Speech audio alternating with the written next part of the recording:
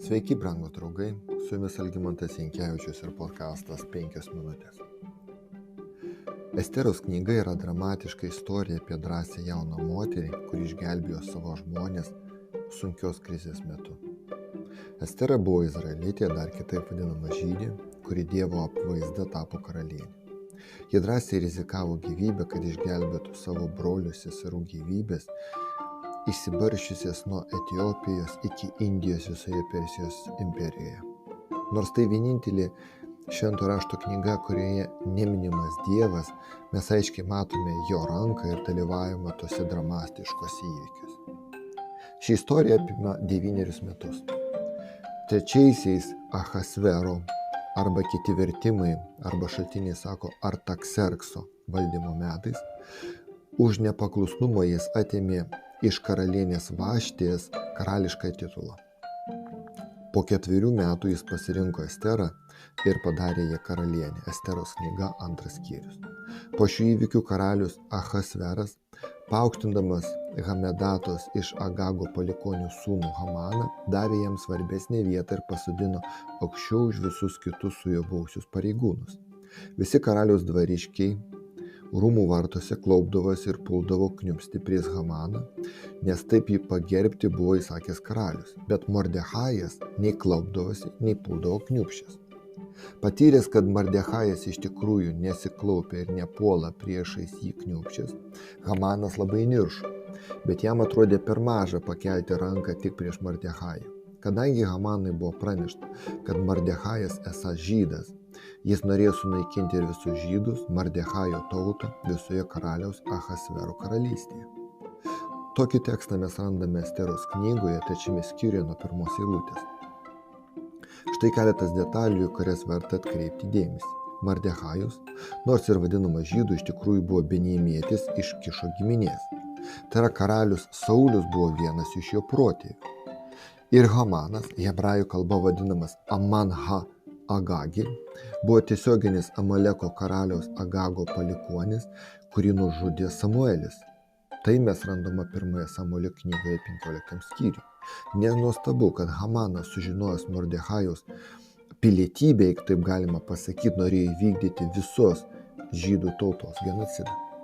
Hamanas įtikino karalių būtinybę naikinti izraelitus, patvirtindamas savo ketinimus pažadu priplėštą grobį padėti į karaliaus iždą. Dieną prieš Paschą išleidžiamas įsakymas parašytas Hamanu ir užklijuotas karališkojų antspaudu, kuriame nurodoma, kad visi žydai, jauni ir seni, moterys ir vaikai turi būti sunaikinti, išžudyti ir išnaikinti per vieną dieną 12 mėnesio, tai yra Adaro 13 dieną, o jų turtai paimti kaip grobis. Pasmerkti Dievo sandoros žmonės išgelbėjimą rado įdomioj situacijoj pas moterį karalienės Esteros asmenyje. Ji maldingai palaikydama visus žydus, rizikuodama atėjo pas karalių prašyti pasigailėjimo. Bet iš karto neatskleidė jiems savo poreikio. Pirmiausia, jį pakvietė jį vakarieniauti, bet ne tik jį vieną, kartu ir Hamaną. O paskui vėl jos pakvietė, intriguodama dabar jau abudu. Tuo metu Hamanas, apsidžiaugęs, kad pati karalienė jį pakvietė vakarieniauti, nuėjo namo, tačiau pakeliui sutikęs Mordechajų, kuris niekaip jo nepagerbė, buvo labai supykęs. Ta pati vakarą jis nusprendė žmonos patartas paprašyti karaliaus kitą dieną pakabinti Mordechajų pačiame ryte kartuvėse, nelaukiant nustatytus žydų naikinimo dienos. Ta naktį karalius negalėdamas užmigti, tai vyko paraleliai su to, kas įvyko su Hamanu ir Mordechajumi, paprašė atnešti atsimintinų įvykių metraščių knygą. Ji buvo skaitoma karaliui.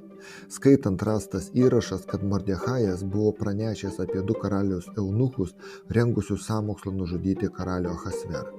Ir kai paaiškėjo, kad Mordechajui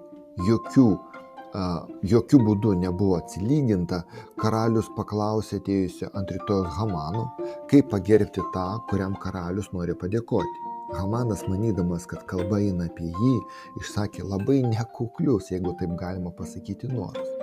Žmogui, kurį karalius nori pagerbti, turėtų būti atneštas karališkas apdaras, kurį yra vilkėjęs karalius, ir atvestas žirgas, ant kurio karalius yra jojęs. Apdaras ir žirgas turėtų būti pavesti vienam kilmingiausiųjų karaliaus pareigūnų. Te aprengė jis žmogų, kurį karalius nori ypatingai pagerbti, ir užsodinęs ant žirgo, te veda tą žmogų per miesto aikštę, o jie priekyje eidamas tegu skelbia: taip daroma žmogui, kurį karalius nori ypatingai pagerbti. Tada karalius pasakė: eik ir padaryk tai Mordechajui ir žiūrėk, nieko nepraleisk. Kita diena buvo sunkus išbandymas Hamanui ir tapo ta diena paskutinė jo gyvenimo diena. Ryte jis vedė žirgą, ant kurio sėdėjo Mordechajus, o vakare jau drebėjo prieš karalių, kuris sužinojo apie tikrosius Hamano ketinimus. Žingsnis po žingsnio mes matome, kaip Hamanas ėjo iki savo žlugimo galo, o Mordechajus tuo laiku po truputėlį buvo išaukštintas. Tai, ką Hamanas planavo padaryti Mordechajui, nutiko jam, ir tai, kam jis pasmerkė žydus, nutiko jo palikuonims. Brangūs draugai, ši istorija mums nuostabiu būdu primeta šachmatų žaidimą, kurį laimėjo tas, kuris liko šešėlyje. Šėtonas metė iššūkį Dievui ir buvo sugėdintas. Ši istorija tarsi miniatiūriškai rodo mums seniausios akistatos kovos rezultatus. Nuo neatmenamų laikų tarp Kristaus ir Šėtono kilo didelė kova. Nuo pat nuopuolio pradžios mūsų žmonių rasė buvo tiesiogiai įtraukta į šitą kovą. Ir nors gali atrodyti, kad žmonių giminė yra pasmerkta, būtent žmogus Jėzus Kristus jau iš anksto numatė šios kovos rezultatus. Jis laimėjo. Todėl mums leidžiama pasirinkti, kieno pusėje jūs ir aš norime būti ir iš tikro esame. Su jumis buvo 5 minutės ir Algimantas Jankevičius.